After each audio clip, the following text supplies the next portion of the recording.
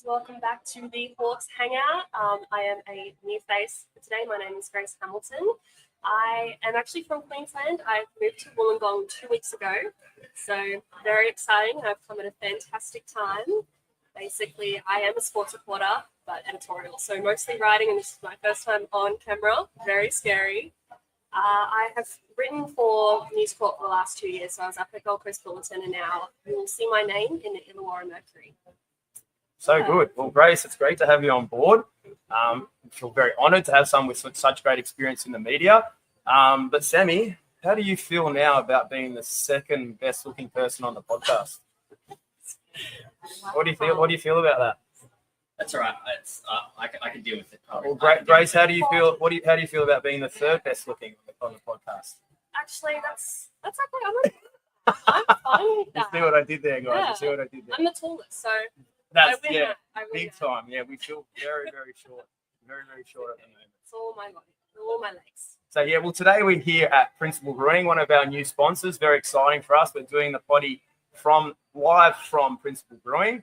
It's a great spot. It's in Ferry Meadow. You can come here, get some beautiful beers. They've also got a wide variety of drinks as well. You can bring family-friendly, pet-friendly. You can also get some different drinks as well. And we all know that seltzers are super popular now. You can get seltzers. They make their own range called North. You can also get some high fizz or hard fizz cocktails. They make a great lemon, lime, and bitters one. Fantastic. Also do a great feed, an incredible feed. We're going to have a feed straight after this. Can't wait. But that JD signature burger, it's top 5 burger all time for me. I'm telling you, buddy, it's a great burger, but I think we have to change the name because it's giving JD from Tassie Takeover way too much credit. True that. So maybe we might have to change it or get onto them. I'll get onto Meso and see if we can change it. But outstanding wings. Now, they stand alone, their wings. The best wings I've ever had. Grace, I'm telling you, you'll see straight after this. I go to barbecue, but if you like a bit of spice, they're chili ones. They are actually fire. They are fire, literally fire. Maybe next week I'll give a review. Oh, it'd be interesting to see. Turn into a food podcast. Yeah. I know. Everything. I know, but what about our other sponsor, Sammy? And our other sponsor, we gave them a big, massive shout out. It's our mans, Andrew and Nathan over at Enable You Too. Now, we talked a little bit about them last week, but a few more of the programs and things that they offer there. They've got a full built gym there. They do boxing classes. They do basketball tryouts. They do basketball coaching. They do shooting coaching. They do yoga, surfing. They do everything. Anything that you can think of, tennis, you name it, they do it. The boys over there, absolutely, just they're top notch. We spoke about them buying our camera, which unfortunately makes you see us all clearly. But they're just genuine blokes, and as we said before, just doing amazing things for the community and rallying behind the community. It's just beautiful to see. So, just big shout out to them, and yes, big shout out to Principal Brewing for having us today as well. While we're on that, mate, we're going to bring it back. It's terrible day to be a beer, so we're going to crack it. Now, this beer here is a limited edition beer that they've brought out especially for the big Super Bowl tomorrow. It's called Laces Out Magnum. So they had a Laces Out last year, but they've gone a Magnum version, so it's a little bit higher in alcohol. So drink responsibly. All right, but we're going to have a little sip. See how we go. It's very drinkable. You cannot tell that that's 6.5. So these will be on sale tomorrow at their big Super Bowl party. So get down here if you want to watch the big game between the Chiefs and the Eagles. Come down to Principal, watch the Super Bowl, have a few little bevies, get yourself a burger. You'll have a great day. It'll be an amazing atmosphere here with lots of people on board, and enjoy the game. All right, so we've got a little bit of a giveaway. Super exciting. All right, this is our first giveaway of our podcast. So Principal has been kind enough to give us a little gift pack. We've got a little tote bag. We've got a cap. We've got stubby holders. We've got a mixed 6-pack that we're going to be giving out as well. But we need you guys to do some things to try to win this. All right, so to do this, we want you to follow Hawks Hangout on Instagram. You also need to follow Enable You Too. You also need to follow Principal. Then on the comment on our Hawks Hangout little post. You need to make sure you give us a score prediction for the Hawks' very first playoff game, which is going to be coming up in a couple of weeks' time. We don't know who they're going to be playing yet, so you're going to get plenty of time to put those predictions in. We want lots of people getting involved in this competition. All right, good luck to everyone. What are your predictions? Ooh, I like that. You go first. You go first, Sammy. What's your prediction? Well, who do you think it's going to be? The starters. I have a good feeling that it will hopefully be the Phoenix. I cannot see Sydney winning against Adelaide.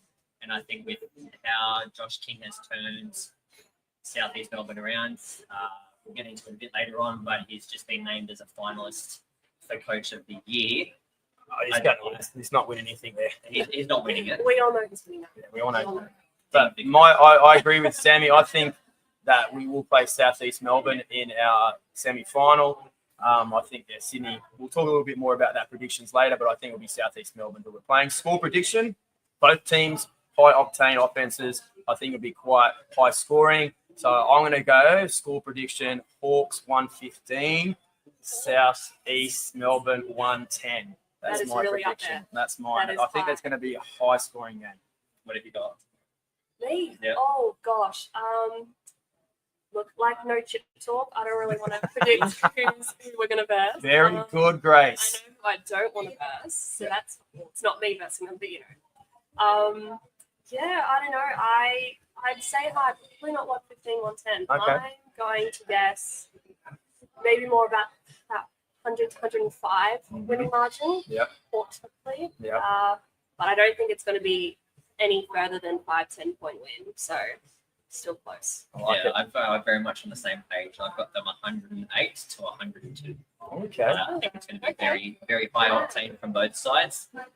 It's, again, one of those bogey teams that we've come up against and not been able to quite manage to get a hold of.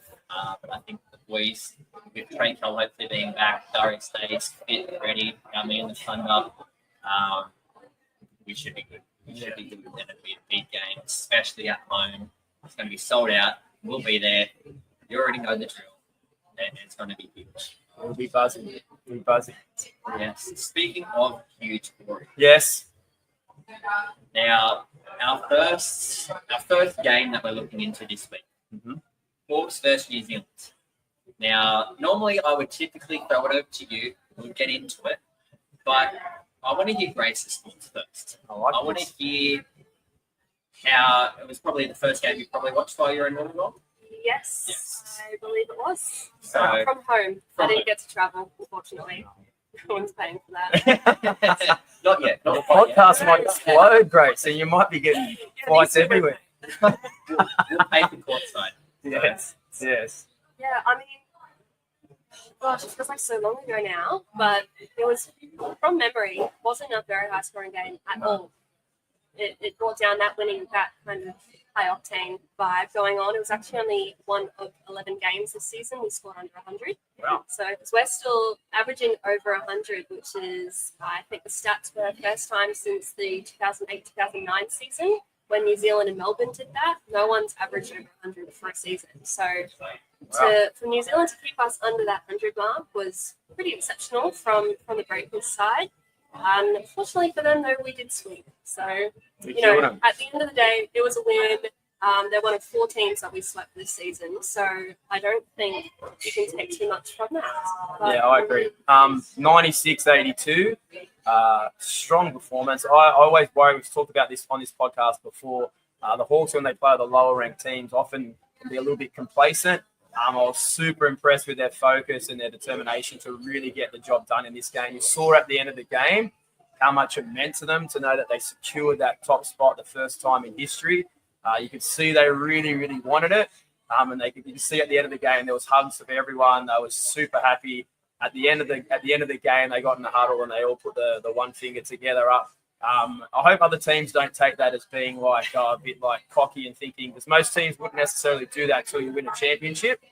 And I understand that, but I think it's a little bit different for the Hawks. We've been a very struggling franchise for many years, and for being a foundation club and never ever finishing on top of the ladder in our history, I think they deserve to be proud of that performance and what they've done over the season. There's many leagues across sport across the world where if you finish on top of the league at the end of the season, you are the champion. So it should be something that you're very, very proud of. But what did you think about some of the stats, Sammy? 11 threes. Now, we've spoken a lot about it. Anytime the Hawks score over 10 threes in a game, it's going to be super, super hard to stop. One thing I'm very disappointed in, though, What? my boys on the bench. Oh, Outscored for the first that's your time favorite in weeks. stat. He loves the bench stat, Grace. Yeah. He loves it. But 39-36. So very, very close. oh no, but can I say something One there? 3-pointer.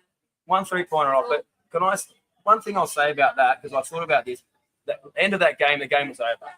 So he put on our guys, like, who we don't normally see much court time, and their guys like Max Darling racked up like quick 8-10 points at the end there.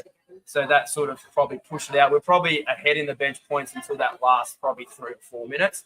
But I know you love that stat. It's killing you. It's killing me. But the thing is, we only had one import that game. And I know that in the end, they only played with one because Mooney had a big sook and got pulled by the coach. It was a massive tantrum. And you know what? I respect the coach because he stood and said, no one's bigger than the team. And I'm a big believer in that across all sports because if you set a standard and doesn't matter who does the wrong thing, you've got to show that the whole team, no one's any better than anyone else. And that's what he did. And the guy didn't come back for the rest of the game. And I have to respect he gave some young kids a go. The next star, Lopez, he did really well. He had a nice little game for himself. But who are our stat leaders, Grace? Who was the guy who, like, dominated for us? I think we can all expect this, but Harvey, popped off once again. Killed it. He his stats against New Zealand coming in, he had 20.3 was his average facing New Zealand, which for him is his best performance, his best opponent, and again put up another 29. So we expected it coming in, and he didn't just point. So yeah, he really stepped up in that game. When considering he was only our only import playing, 29 points was huge. He could have actually had some more. He probably missed his last few shots and racking up those 8 assists. We've spoken about before. I love it when Harvey becomes a facilitator and can get other people involved. He just goes to that next level. Hickey. Yeah. How good was he? What was his stats? He was on fire. He had 10 points, 4 rebounds, 9 assists, or first way round. Nine assists. All across the board. So it's, again, just going from strength to strength on court, 6-man. Yeah, we'll get to our little predictions later, but I do like that little sneaky ball.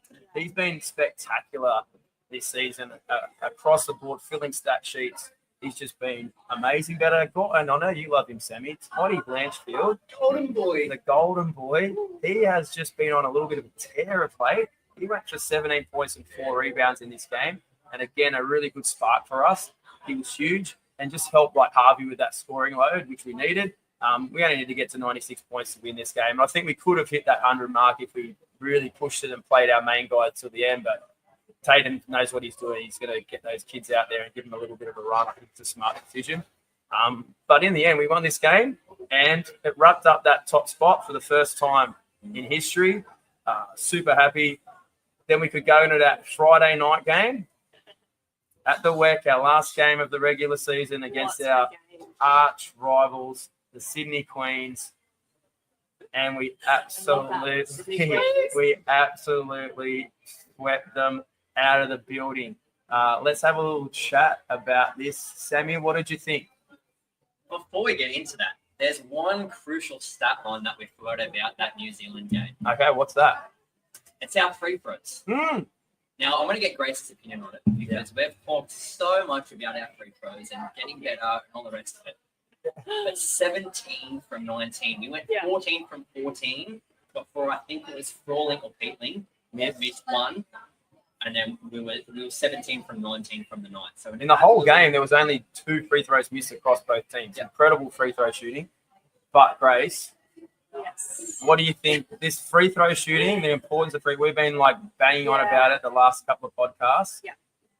What do you reckon? I mean, I wouldn't call myself the best expert in the league with stats like this. And coming from a netball background where, 95% accuracy is the benchmark. So Yes, for I me, agree. yeah, it's actually been a bit of a culture shock looking at shooting stats for me and being like, oh, yeah, 40% is fantastic. But no, absolutely. I feel like that game kind of highlighted for everyone, playing on the bench, in the crowd, at home, free throws, getting those quite literally 1%ers just ticking along makes a huge difference, not just for the scoreline, but I mean, you think about it on court when you've got momentum or you don't have momentum, it only takes one, it only takes two in a Hungry Jack's cheeseburger to throw things out of whack. So the last one's been fortnight with free throws kind of upping has been quite important in my opinion. I agree, Grace, and I've said this like many times. I think free throws, especially, I hate it when we go to the line and miss two in a row. I think it's a killer, and it's, like you said, a momentum killer, especially if we miss two, the other team goes down and hits a three. It's like a 5-point turnaround. It can happen quickly, and it can just then set a momentum shift in a game. So I was super pleased. I'm glad you brought that up, Sammy, because it's been killing us the last couple of games. But 17 of 19, I'll take that for the rest of the season, Hawks. So keep bringing those free throw stats. But let's move on to this game against the Kings or the Queens or the Princesses. So, there was a couple of them out there. I think Mr. Adams is a little bit of a princess. Or He has a little skirt. I know, and he's a little croc hunter. All right, we need to teach Marnie to bring the block of the croc hunter so he can't poke you in the eye. So he was he was very angry. I think the Kings are on the verge of imploding, and I think this game between them and Adelaide, I think it's the battle of the two teams who can implode at any time. They are, if everything's going well, they're smiles and seem to be loving each other. But if something small goes wrong, they can turn on each other very, very quickly. And I think both Sydney and Adelaide have that, and it was shown in this game as well. But I thought it was a dominant performance from the Hawks, especially in that first half. That was spectacular. I think they led at halftime 50-39. But then it led to a bit of a scrappy third quarter from the Hawks, where both teams, I have to say, I felt like there was no score for about 2 minutes. Both teams couldn't find the bucket. We were missing, but Sydney couldn't like make us pay. But then that led to a super dominant start to the fourth, and then we could celebrate and party. And our man Freddie Mercury, we called for him early in the season. Did you see this, Grace? I did. I also saw someone's Instagram of you getting right into it. That is my Grace. That's my favorite thing. Me and my son absolutely love it when Freddie comes on. He hasn't been there for like 2 seasons, and I made the most of every single second of it. I just think it gets the crowd involved. It was huge, and it just rubbed salt into the Kings' room. So it was spectacular. What do you guys think? Well, I just want to say I got my very important person stat sheet. The official stat sheet. I hope I'm not supposed to do that. No. But no, I think I want to throw this out to you guys really quickly off the bat. You talk about that fourth quarter start. Coming into this game, Sydney had won 11 out of 12 of their past games after trailing at three-quarter time. Wow. So they were trailing 65-61, and they very well could have done that to us once again. So I think I just wanted to point it out how great that fourth quarter was. Yeah, that was a great call because Sydney have been very, very strong in their fourth quarters this season. And even in that Christmas Day game, we were dominating them, and then they made it super close. I was so nervous. They had that shot on the buzzer to send it to overtime but missed it. They have been very strong in their fourth, but and I was very concerned. We're only up by 4 going into that last quarter, but we just got off to a great start and just eased the worries. Got it quickly out to a double-digit lead and just ran away with it. And it was a really great way to wrap up an incredible regular season for our Hawkies to at home in a packed WEC. We've been packing that out. Probably the most sold-out crowds we've had in the season for a very long time. Clean sweep, Sydney, 6th straight win against Sydney. It was a great team performance, down 2 imports, and there was contributions across the roster. Sammy, what were some of those stats that you'd like to talk about, bud? Oh, look, big shout out to him. Dad and I looked at each other before the game and we said, the one person who we have not seen a big game from, our man, HJ. Now, he had an absolute game 3. He had 15 and 6. He was absolutely everywhere. He was crashing the boards. He was passing out. He was shooting threes left, right, and centre. Unfortunately, no Squid Game 4 this week. There was no 4-point play for him. But he Four was just 3-pointers though. 4 Does that 3-pointers. count? That counts. Does that count? We'll There we take that go. instead. Our man Harvey with 15, 4, and 3. Absolutely everywhere again.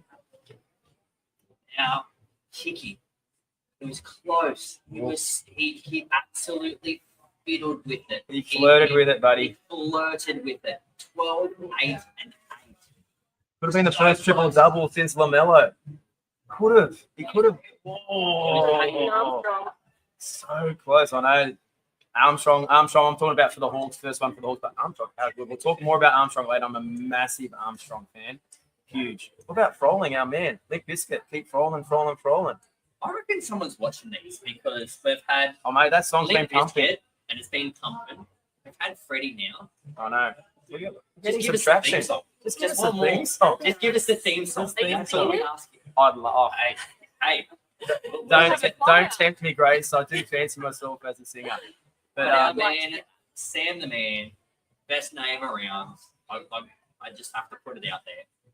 But 12 and 11. huge. Massive monster double-double. Like normal. And a big shout-out to our other sensor, the big Lockie O, 12 Lockie and O. 5. He's a big fan of the principal, so he might be down here later. So you might see him for a sneaky little burger, but no drinks because you've got some big games coming to block. But yeah, we had 5 players in double figures, which is huge. I always love when we get multiple players in double figures, and 2 players with 8. So it could have easily been 7 players in double figures, which is huge. And 9 players with double figure minutes played. I love it when we spread it around. Tatum's really good at doing that. Shows our depth. We love our depth. It's probably our biggest strength. And we had everyone who was on the court had a positive plus minus, with our man Lee, Squid Game 3, leading the plus minus with a positive 20. That is huge. So when he's on the court, we're better, 20 points better off. So that was huge from Lee. What do you like? What do you think, Grace? Can I throw a stat at you guys again? Give me a Go stat. for it. This is Yeah. what we need, guys. We This just is what need we that need. Yeah, fun. perfect. I mean, okay, so going into the round, this game, Sydney's bench averaged about 36 points. Now, that's a pretty substantial figure. Not as good as our Hawks, but it's pretty good. Whereas this game, though, we kept them to 29 bench points. So not only did we absolutely demolish it 44 to 29, we kept them well above the average. Do you think that was kind of... I think that was I think it was huge because the Kings obviously a little bit undermanned without Cooksey there, and they were down someone else as well. The big Sook. and then the big, what's his name? He's got the greatest name ever. Big unit guy, got the hair. He had it in plaits on Friday. Yeah, Le Pepe. What a name. Great name. So he was out. So they were missing a little bit of their front line, but they would have had to go towards their bench a little bit more. So to hold them to only 29 was huge. For our bench, when we were a couple of players down as well, to step up. And it was good to see Britta getting some extended minutes, I have to say. Big Britta fan. He's an amazing player.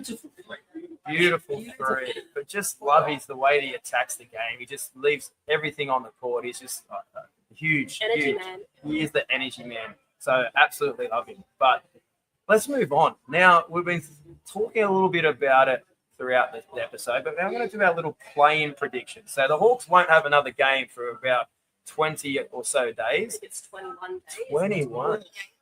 Oof, so, Keeping in mind, some players might be with their fever breaks. okay, well, yeah, Keep well, them fit, well, that's hopefully. good, but that concerns me a little bit too, Grace. We spoke a little bit this before Yeah. the podcast. I would have thought that they would have picked the Australian team from the teams who didn't make the playoffs, but we're hearing whispers that there may be some Hawks players involved.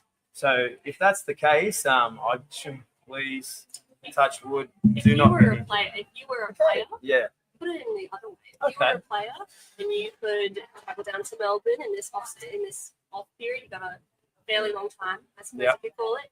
Would you go, or would you give up your spot? Because I know a lot of players did that the first qualifying time round. You know what? I would say you can't knock back playing for your country. I think I think we've got our answer. I think it's true. It's just I'm being very selfish Yeah. because I'm a Hawks fan and a long-suffering Hawks fan, And I feel like if anything could go wrong for us, it will go wrong. So I'm thinking in my head, if there's guys playing in our team, playing for Australia, the last thing I want them to do is get hurt. But I would never want to take that away from someone having the opportunity to play for their country.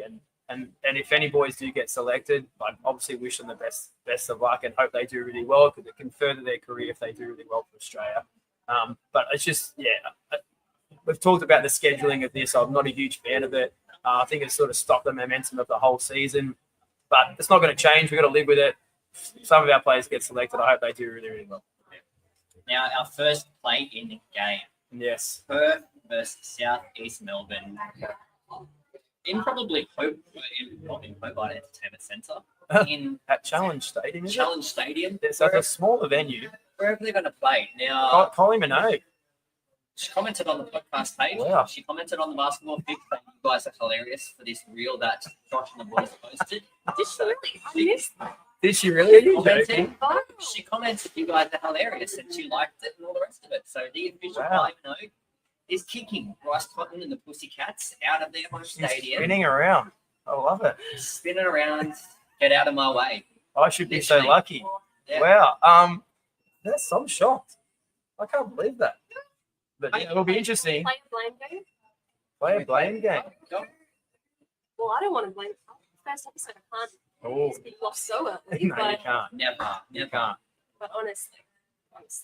Well, for the stats wise, the Uh-huh. last 4 times these teams have matched up this year, Perth have it 3-1. Mm. Now, I'm going to let you guess that one game that Perth lost. What do you think might have been? Because I reckon I've done my Bryce. research. I reckon Bryce was not playing.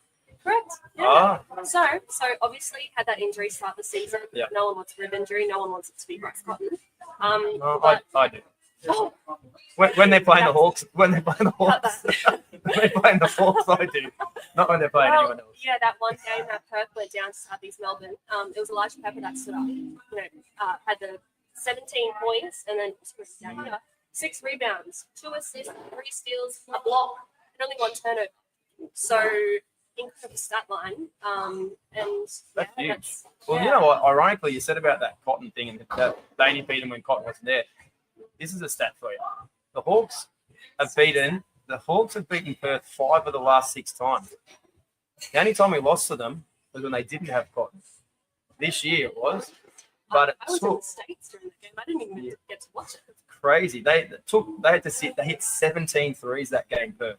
So it took a huge stat at 55% for them to beat us, but that's the only time Perth has beaten us in the last 2 seasons. That it was without Cotton. Ben Henschel had a game for himself, but interesting stat. But so, what do you think of this game, Perth v South East? I'm going to say, I think Perth win this. They played each other recently, and South East Melbourne absolutely blew it. They should have beaten Perth in Perth. I think they missed their chance. I think Perth are going to come here. I think they could win this game quite comfortably. I think they're going to win by 10 plus. What do you guys think? Do I go first?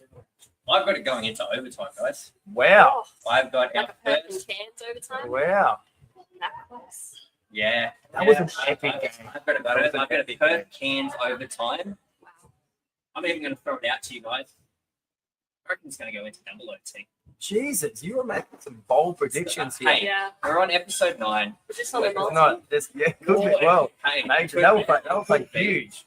Yeah. That will play huge. That could play for your flight for the next away game if he gets that one. True. So, True. so you might want him to get that in. All right, what's your prediction, Grace, for this game? To be honest, I can't go past Perth winning this one. What am I saying? I'm a lot, guys. Sorry. We're on unwatch. But obviously, Cotton's on a heater. He's finished the season on another, 49 point games. Ugh. Absolutely ridiculous. 40 minutes he played. This guy in the NBA. I know. So yeah, with Cotton the pot, with him fit, ready to go, I can't see South East Melbourne being able to tip them over. I think the only way that South East Melbourne are going to be able to get this one is if Cotton is shut down, and combine that with Pinder having a shocker. I feel like, I think it's Derek Ruck who said this a couple of times, that Cotton's their MVP, Cotton's their best player, but Pinder's their most important one. And I definitely agree with that sense to one or other end, really. Yeah. So, But yeah. the 3-way, we all got third. So let's go to the next one. Now, this one will be very interesting, I think. All right. So Sydney the Queens taking on the Adelaide 36ers in Sydney. But have you got some stats on this, Grace? Like, what's the season rundown between these two teams? You know me so well. Already one day I we know know. each other. I know. I just know. You're the stat girl. So they've also had 4 head-to-heads this year, and the only one Sydney came away with a win was the first game. I'm pretty sure it was round 1. I think it was that in the Hoops Fest at Perth. Yeah, so it wasn't even a home game necessarily, but they had 3 players score 15 or more points in that game. So if you look at it spread across the court, and that's sharing the ball and also bench points, I think that was what got them over the win line. But 3 out of 4 wins in favour of Adelaide. And I think, again, with KD on a absolute heating streak there, I've got Adelaide. You got Adelaide? Honestly. Yeah, I do. You know what? Even though it's in Sydney. Yeah, it's going to be interesting. I do respect Gorge. I know there's been a lot of people who've been bagging Gorge out. I do think you're one of them, Sammy. I do think you'll have him up for this game, and I think you'll have a plan put in place. He's going to have to get his troops together. Cooks is going to have to play. I know he didn't play the last game for personal reasons. Not too sure what's going on there. Hopefully everything's okay for him and his family. But they need him to play. And there was a chance for our, what's his name again? You know how to say it. It rolls off the tongue. Leah Pepe. If there was talk about he'd be back for the final. So he will be a big in for them as well, because we all know that Adelaide has that massive front line with Humphreys, Harrell and Martin. They're just huge. If Sydney do not have Cooks, I think they're going to struggle massively. Yeah. So it'll come down to that. But I have to tip Adelaide. I think Adelaide have too many weapons for Sydney. And also, Adams may not play. I don't know. Well, surely. Has it been put on socials? I do know. I think it was put out in the media. He's taken it. It was on ESPN this morning. He's taken the early. Okay. So just for, if anyone hasn't seen NBL media, he was offered a 1-game suspension or a $1,550 fine. Now, I don't know how much he gets paid, but if I was a professional basketball player, I'm pretty sure $1,500 would be pocket money to me. Or at least I'd hope so. So I agree. I think to me, that's a bit of a farce to say it. Like, how can you compare 1 game to $1,500? Like, and he's probably not even paying it himself. I don't know what's good.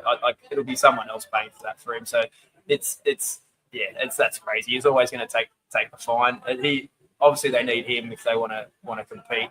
I still think Adelaide are going to get the job done.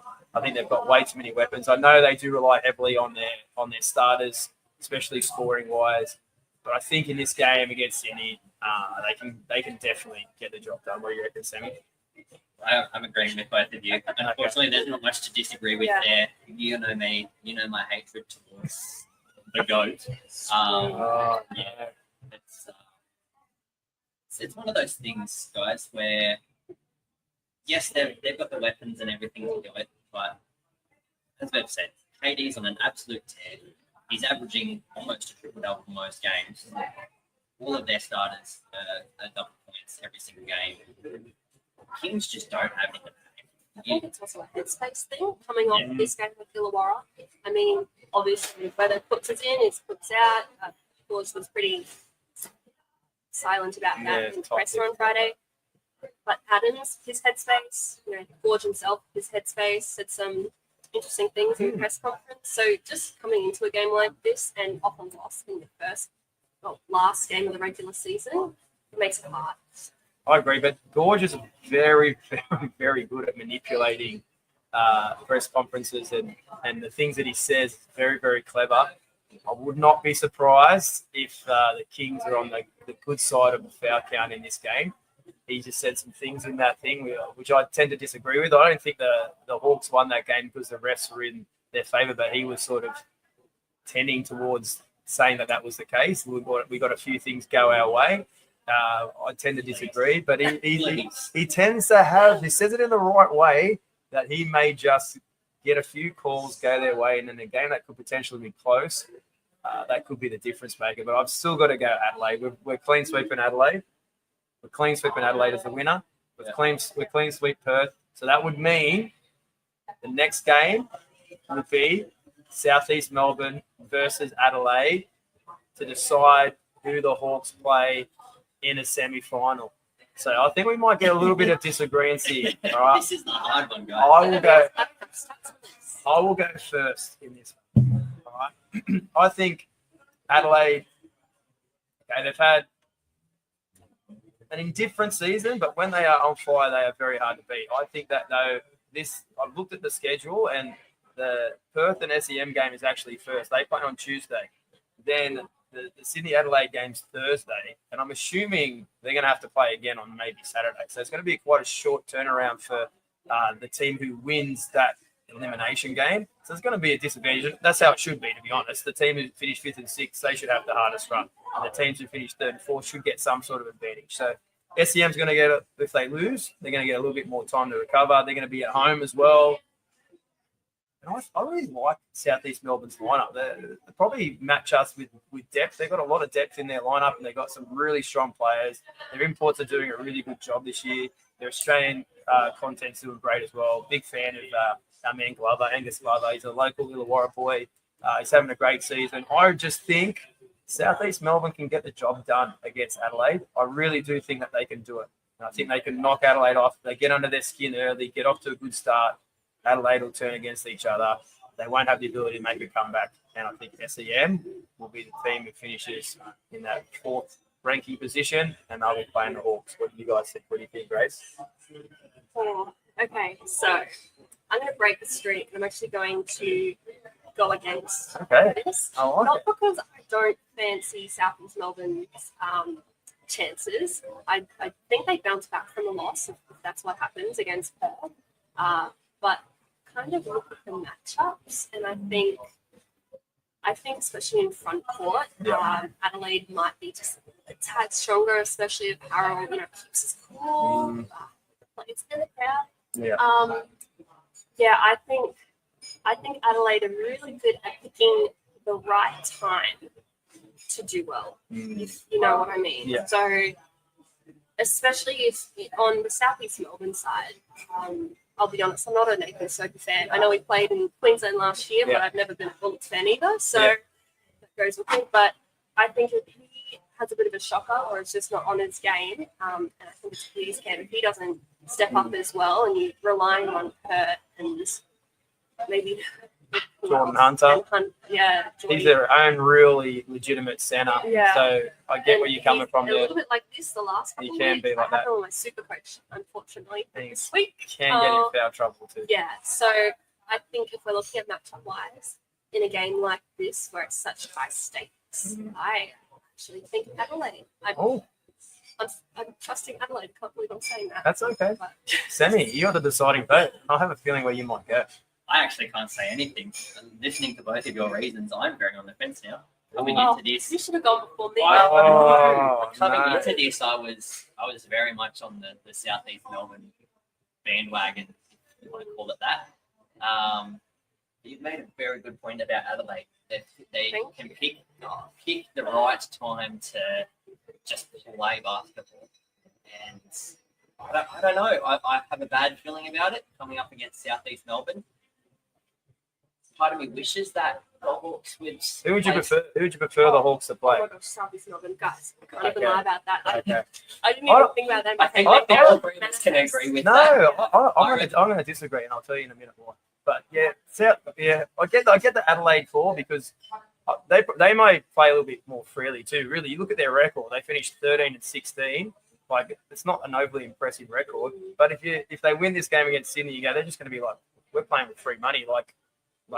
While Southeast Melbourne might be feeling the pressure a little bit more because of the fact that there was high expectations when this franchise came into the league that they'd do quite well. It's a heartland. They call themselves the heartland.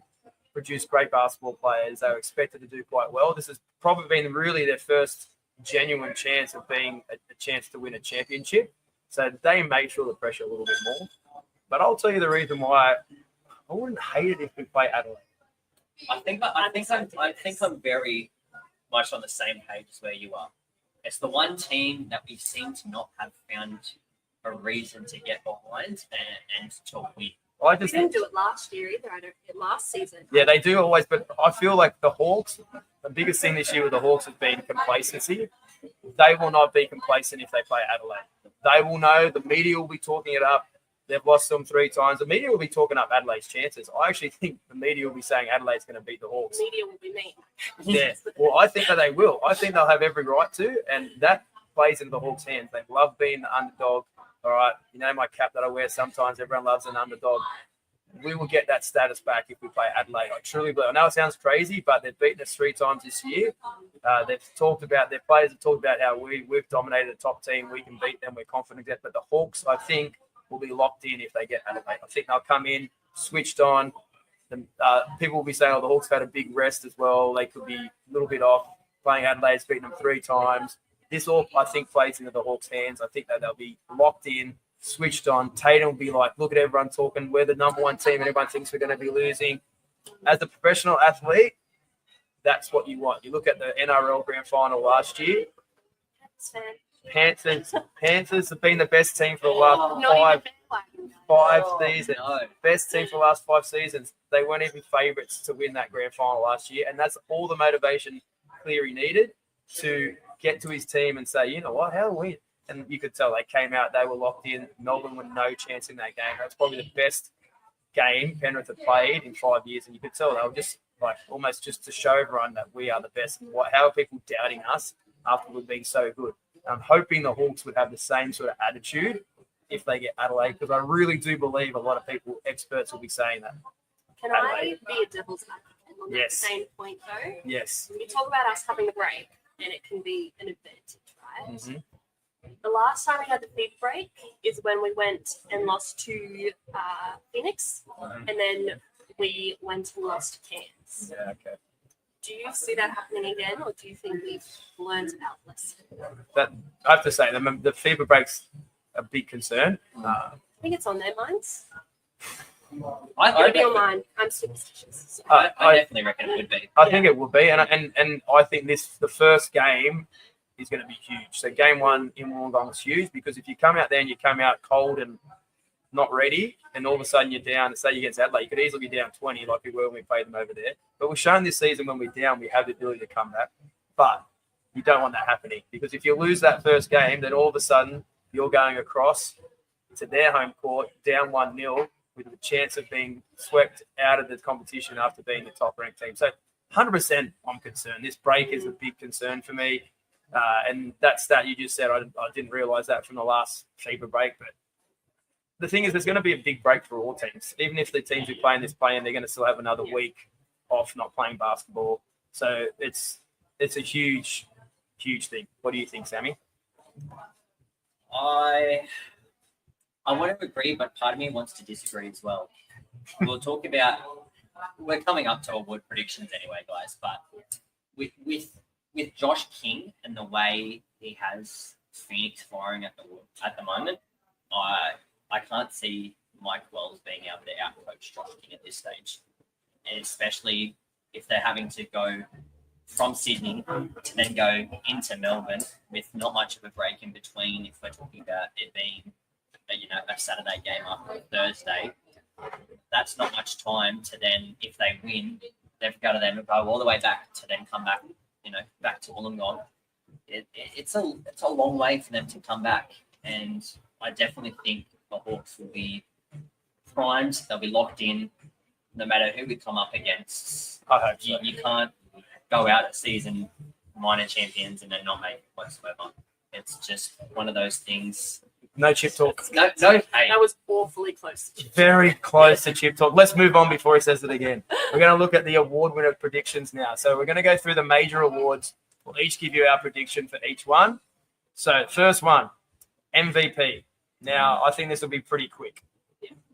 There's been 3 finalists named, Cotton, KD, and Hurt. I think it's a one-horse race. It's got to be Bryce Cotton. He had a crazy amount of 40-point games this year. He's just been spectacular. That's enough for me. Grace, who do you reckon? Very similar. I have Cotton. The only thing I think would impede that is maybe the stint when he was injured, but then you look on the other side and Kendrick has been suspended for the season. So if you're looking at something like that, I still think Cotton has the advantage. And no hate to Matt Hurt. I think in another season he probably could have been MVP. But I just think you can't go past such a historic season for something like Bryce Cotton. Yeah, I agree. Sammy? I'm very much with you both on Cotton. The one thing that I want to know, and you as a media person, Grace, or you as an NRL fan, you look at things like the Brownlow medal, you look at things like the Dally M medal, players that have suspensions throughout the season or they get sent off for whatever reason,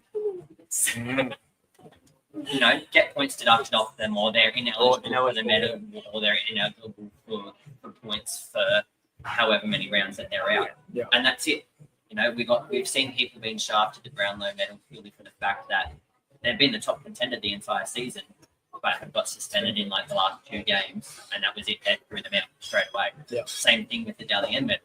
People have been suspended, and that's been it. They've been the clear contender the entire year, have come back from suspension and proved why they, you know, should be the winner, but then are ineligible for it. So you've got an opinion about this, and I really want to hear it. I was thinking about this. Actually, I've been thinking about it a lot recently. But when you say, you know, in the Brownlows, once you're suspended or you have one of those, you're ineligible for the awards. I think it was Heaney, was it? Yeah, Isaac. Heaney. He was pretty up there with the votes, and obviously, you know, he's sitting there in 5th, and there's 2 more rounds to count, but he can't do anything. He's not eligible. And then the same with the West Coast draftee, you know, Rising Star Award. He would have absolutely been given Rising Star Award if he hadn't had that. Big Harley Reid? Yes. Is that it? Yeah. British on 9 Huge, hits. man. Do not quote me. But yeah, look, I definitely think there's something to say about maybe NBL introducing something like that. But I also fear that I might have some backlash from saying that. So I don't know. Do you guys? I'm with you on it. Yeah? I'm with you on it. I like the way that the Dally M do it. I think they're maybe the only ones who do it, and they didn't always do it. But rather than someone being ineligible now, rather than being eligible, you lose points. So deducted points. I think you shouldn't be out of the race for like something you've done, but you should lose points. Like you don't want to be able to say that someone who's done something wrong can potentially win it. But if they're good enough to win it because they've got that many points, they shouldn't be out of the race. But they should have some sort of point deduction. I think that's the best way to handle it. So the same thing I think would happen with Kendrick Davis. But I think we all agree Bryce Cotton's the MVP. Write his name on the trophy. This next one though, well, I think it's there already. 6th man of the year. Now we do have someone who I think is a big chance to get this, and I personally think it's down to 2 players. It's our man quite annoying Noi. Annoying, and our man Davo Deadly Love Bite Hickey. Unfortunately, I feel Noi's self-promotion of the award, every interview he's done in the last 10 weeks has been talking about how he's going to be 6th man of the year. I'm not a big fan of that, but I do think that he will get it. I think he has had a great season. I actually think he's been Sydney's best player. He's increased his average by about 4.5 points. I think it was about 10 points last year. He's up to 14.6. I think he'll get 6th man of the year. It kills me to say it. I'd love Hickey to get it. What do you guys think? I'm not first, but unfortunately, I think I might have to agree with you. I don't want to be biased and just come out and say, but look, I think he deserves it all the same. I just have the same feeling in my stomach as you do, Corey. Just, but I also think that he would hate to lose to the New Kings in this award specifically. So I don't know. For his well-being, I'm really hoping it's either him or I think he's Noi. every chance. I think he will get an award, but there's so many players who are up for like multiple awards. It'll be interesting to see what the league does, whether they are happy to give the same award, like someone that multiple awards, or whether they look to share it around. I'll be interested to see what happens. But what do you think for 6 men, Sam? They've got it on our run sheet here, Corey, and I don't know if you've seen the message that I've sent you. And he's actually not one of the finalists for most improved. Yeah. So he's out of the race for most improved. He's not. He's not in it. So he was named as a nominee and goes, yep, he's been great all season. Let's put him in the nomination pool, but he has not been nominated. He's not won the finals. So with all those finals for most improved, it's Henschel, Tyrell, and is it the other one? I've written it down and now I can't remember Harrison. spelling. Tyrell, that's right. Tyrell Harrison. Yeah. And I believe, is it Armstrong still? I'm not I think sure. Armstrong. I had Armstrong down there, but it's Henschel, Foxwell, and Tyrell Harrison. There you go. Oh, Foxwell. they were the top three. It's just come to my head. So Armstrong's not a finalist for most improved. He's for next gen. Next. Him Okay. too, and I think Henschel's the one that's got two Okay, well, nominations. well, I hope Hickey gets 6 man. So is Noy the only thing Noy's nominated for is 6 man as well? Yeah. Um, So my prediction in this case, Corey, okay. because first off, we don't like him. Shout out to Davo. Quote of the absolute year right there. That's why JT brought him in there. You just go into a press and just drop absolute bomb from the opposition. I love it. That's the way I roll. So you going Hickey? I'm going Hickey. Okay. There would be nothing worse than him not getting it. But then I'm also on the same page as you guys where if he doesn't get it, is he going to use that as motivation to show the league? He's why been spectacular he this should year. have got it? The thing for me that he's improved in every stat category. So his points, rebounds, and assists have grown huge. So I think he averages about around the 8, 5, and 5-ish this season. And last year it was maybe 4, 2, and 2, something like that. So he's been a big growth player for us. That's why I'm shocked he's not in the most improved. But 6 man, that's what you want from your 6 man. A guy comes on and gives a little bit in every category. So he has done that. Unfortunately, though, I do think just based on the self-promotion from Noy, he'll get it. But let's move on to most improved. So those nominees, again, I'm going to have to change my prediction. Henschel, was it? Harrison and... Owen, Foxwell. Phoenix. Okay, Foxwell's no hope. Sorry, Foxwell. I'm sorry. The other two... Can we hear why? He's just not in the category of those other two for this season. I'm sorry. He has improved this season, don't get me wrong. However, not to the extent that Ben Henschel has. I had big hopes for Ben Henschel when he first came to the league. I saw him play in NBL 1 for the Centre of Excellence. He was spectacular when he came down and played us at the Snake Pit. And I thought he'd come in and have big minutes for Perth, but really didn't have that in his mind. But this year, he's been huge. Yeah. So for me, I've got to go Henschel. Even though Harrison, I was never a big Harrison fan, and I have to say he's turned me around. I thought he was a bit of a hopeless big man, but he's turned into one of the better big men in the league. So I'll give him credit there. But for me, Ben Henschel has to be most improved. Has to be. I agree on that front. Very much the same with your Harrison comment. Agree. I think as a class we might end up like that as well. I don't think Big Paul. I don't see him being first round. Maybe he'll end up in G-League, but I think more years here and more minutes and better management might do better. But yeah, Harrison, he did win the stats with improved rebounds from the most recent season. He went from 6.2 to 9.7. Wow. And just to cross, he does have the most points, 14.3 a game against the other two opponents in this award. But Henschel wins points and assists. He went from 3.1 to 9.8, and then he went from 0.8 assists to 2.6 a game. And most of that is also because, really has given him a better chance. He's gone from playing 6 minutes to nearly 20 a game, and that's obviously made a big difference. But a lot of people get that chance and they blow it. So it's one thing to get more minutes, and it's another to do well with them. I don't think we can go past Ben Henschel, Ben 10 for most improved. I agree. You agree, Sammy? Win. I reckon we skip next gen, guys, because none of our boys are in it. Not going to skip next gen. Nah. Because it's my main man. We're not skipping next gen. We're not skipping next gen because this kid has to win something. I think he's the best chance to make the NBA out of any young Australian in the NBL at the moment. Taran Armstrong, he's averaged 17, 5, and 5 this season. He could have won most improved next gen. Easily could have won both of those. But he has to take next gen. If they give it to Alex Tui because he's the Sydney King, there's got to be an investigation. Honestly, there has to be. This award has to go to Taran Armstrong. He is spectacular. That kid can do anything. I'm hoping he gets selected into this Boomers team for the next set of qualifiers because he is a special, special talent. And he could run the Boomers in the future, I have no shadow of a doubt.